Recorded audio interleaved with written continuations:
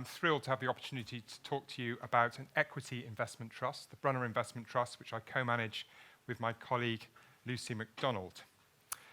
They always say you ought to know your audience, so I've got a quick question for you. I know you're not allowed to ask me questions, fortunately. Can you just let me know how many of you have children under the age of 16?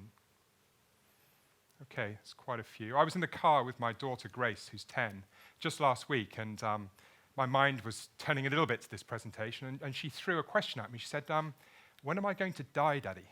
And I thought, whoa, okay, this is a big question that needs a big answer and perhaps some investigating. So I palmed her off, and I did a little bit of thinking about that and looked at some data.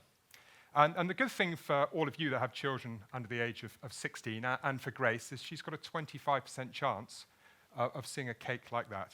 And a lot of people have already talked to you about longevity and so on, but that is the truth. We are clearly living a lot longer, and we have to think about how we provide for ourselves over that sort of period of time. There are 3 challenges, 2 more. Longevity is the first one. A lot's already been said on it. There's a few more numbers up there, so I will move on from that. One that has been sort of touched on already tonight, but I think is really important to understand, is financial repression. Now, financial repression, some of you will have heard about. It's really the consequence of the global financial crisis. It's thinking about the issues the world faces today. As has already been explained, there's too much debt and there's not enough growth. A lot of that debt resides in the hands of governments. And a lot of the other things that have been said tonight make it sound like the governments are really on your side. Central banks are really on your side. But are they? Financial repression is really about how the world is going to cope with the excess debt over the long run. Are central banks and governments really on the side of you as savers? What they really need to do is inflate away that debt. There is no other way within a democratic society of tackling that debt. What they want to do is hold rates very low and allow inflation to creep up.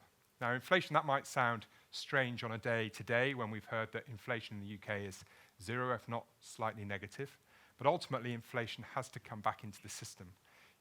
It's the total aim of Abenomics. When you think about what's happening with the minimum wage in the UK, the Democrats are clearly talking about minimum wages in the US. There is this feeling that we need to get some inflation up. And that is obviously the enemy of the long-term saver. So we have to think about strategies of how we cope with financial repression. The chart there is the Federal Reserve balance sheet. That is what has been done so far in quantitative easing in the US. I could show you the same chart for the Bank of England. The ECB is clearly on it as well, and Abenomics as well in Japan. And it's perfectly possible that that will go on for quite some time yet, particularly if inflation remains stubborn. The third challenge is the obvious one. Yields are incredibly low. I've managed to get data going back to 1871 to put that into context. And yields even going back to 1871 are incredibly low. But it does show that the period of the last 30 or 40 years were also incredibly high. So we do feel that with financial repression, with excess debt, with low levels of economic growth, yields are likely to remain very low. A little bit of inflation, very low returns, eking away at your money. So what can we do about that? Well, clearly you need regular, dependable, and growing income from some sort of investment product. Let's keep it simple. Let's start with what happens to earnings per share and dividends per share through time. And this shows the volatility of earnings. This goes right back to 1977 and shows that earnings are incredibly volatile. That was explained by Russ earlier. What it also shows is dividends per share, much less volatile. And that's clearly good. Dividends can protect your wealth. There's some numbers on there that show that the average dividend per share growth, 5.7%, with a lower standard deviation of returns than earnings per share. That's good. But there's still 3 periods there when your dividends per share went backwards. You remember the banks cutting their dividends. You remember the issues BP had.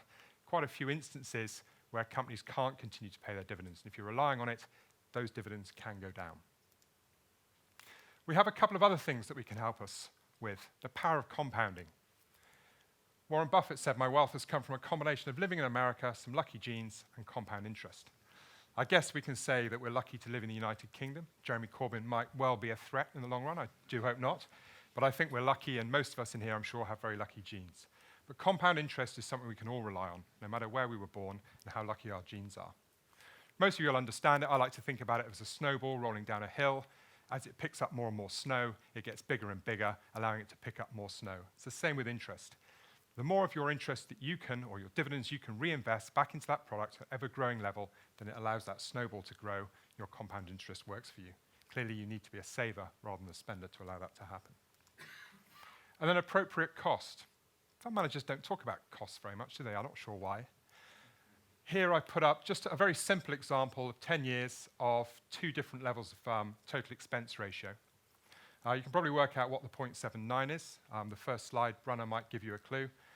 1.52 is the typical OIC in the UK. And you can see how much of your money a higher level of fees will have, what impact that has on you. So think about compound interest, little numbers, and difference in fees, little numbers, add up to big numbers over a long period of time.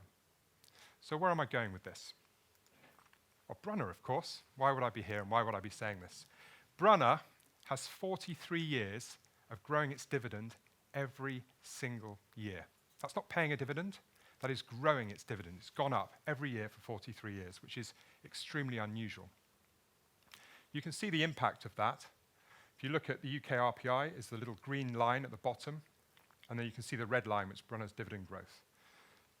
Brunner has the ability to continue to pay those dividends. The starting yield is reasonable at 3%, but the important thing is we want to grow that at more than inflation. You could buy a 10-year government bond at 2%. The income won't grow. We want to pay you 3 and make it grow, and we want to use equities and the dividends paid from equities to do that. We're going to pay that dividend to you quarterly, which allows you to take advantage of the compounding. The board, if you go back and read the report and accounts from the chairman, has said his aim is to grow the income above inflation every year. I doubt he's going to want to break that 43-year record, quite honestly. The other thing that's really important is to understand how we can say that we think we can do that. Nothing's promised, but we have revenue reserves that are 1.6 times our annual dividend. So when we do have an issue with the banks, or perhaps it's going to be the mining stocks, or perhaps it's going to be the oil stocks next, if we do end up with companies that cut their dividends, we've got reserves salted away during the good years to continue to pay you that dividend that grows in excess of inflation. And that's why that record is as it is. But let's think about what exists within an investment trust, because after all, an investment trust is a collection of companies. We buy companies as investment managers and put it in this one company that you can buy shares in. Benjamin Graham was really the teacher of Warren Buffett. This is where it all began. And in his book, written in 1934, Security Analysis, this is what he said. The prime purpose of a business corporation is to pay dividends regularly and presumably to increase the rate as time goes on, which sounds a lot like Brunner. Brunner was formed actually in 1927, so we've got a few years on Ben, but I think it really encapsulates what we're trying to do. So how do we do that? Well, we have to buy companies, and we have to buy the right companies that support what we're trying to achieve. So I thought I would just talk to you a little bit about a couple of companies that we are invested in and why we think there is the chance they can support the objective of the board of Brunner. United Business Media, UBM. UBM is essentially the world's leading exhibitions and events company. Exhibitions and events, people meeting each other, sounds a bit old-fashioned. But what we have found very clearly is the more that people do things on email, on Twitter, on Facebook, on video conferencing, the more they actually want to get together from time to time. Because it's really important in a business relationship of buyers and sellers, they're able to see each other, look each other in the eye, shake hands, and understand they're dealing with real people. So what you find is in each vertical, whether it's jewelry or whether it's pharmaceuticals, whatever walk of life, there's usually a trade fair. And often a company like UBM is sitting behind it. And it's quite simple what they do. They hire some space like this, only a lot bigger, and then they invite people like you to come to that space. They pay one price for the space, and they charge another price to you. And what they're really offering you is facilitating that meeting. And they'll sell a whole load of associated things around it. And what's nice about most of those trade fairs is there's one that everyone wants to go to. So you become a quasi-monopolist, which means you have pricing power. And UBM achieves around about a 30% margin on its events. Very nice.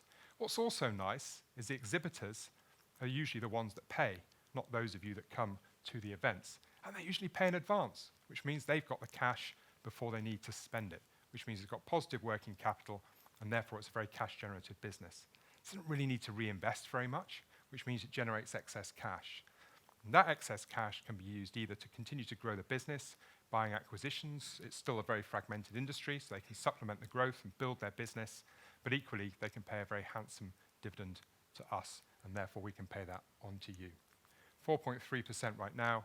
We're strongly of the view that that can grow in excess of inflation, and therefore that is one chip in my portfolio that is additive to my 3% growing above inflation. It's helping me help the board of Brunner. Another one is listed in the US, not normally known for its ability or its dividend-paying capacity, the US market. They've tended to favor share buybacks, which we can't so easily distribute as dividends. Microchip, it's about a $10 billion company, yielding a little bit over 3%. Doesn't really have any debt. Again, it's very cash generative, very high margin. What does it do? There's probably a chip in here that was made by Microchip. It's not very sexy, it's not very exciting, it's not an iPhone. It's a simple microcontroller. And they're getting smaller, they're getting better with power, and there are literally billions of them. They're the market leader. They invest their excess cash back into R&D and some selected acquisitions, allows them to build their business, allows them to distribute more cash, continue to pay an ever-growing dividend. It's essentially the same sort of story as UBM, just in another sector. And those are the sort of companies we like to buy in Brunner to support the objective of the board. So let's just come back to Brunner. Formed in 1927, it's an equity investment trust. The benchmark, which we're held to account on, is 50% UK, 50% overseas. Increasingly, we're becoming more unconstrained from that. We're a bit more overseas right now. It's one of the highest yielding trusts in its sector. Talked about the dividend growth rate, 43 years, which should give you some comfort, particularly with the reserves there. But it's that attractive dividend yield, well above government bonds, well above inflation, distributed quarterly that allows you to compound those returns, and the low fee rate, which we think offers a very attractive return to shareholders. And we think it's therefore something that you should consider, particularly as a one-stop shop when you're looking at generating income for the very long run. I think I've caught up some time. Thank you.